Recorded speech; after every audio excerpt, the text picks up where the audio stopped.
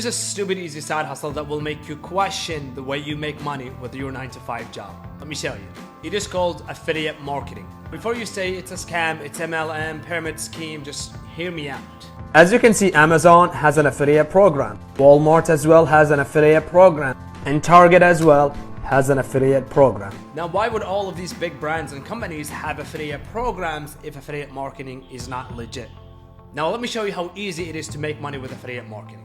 Number one, we need to find a topic you're interested in. For the sake of this example, we're just gonna go with pets. Step number 2 would be to type in whatever you like plus the affiliate program and then click on any of these links. Then find an affiliate program with high commission rate.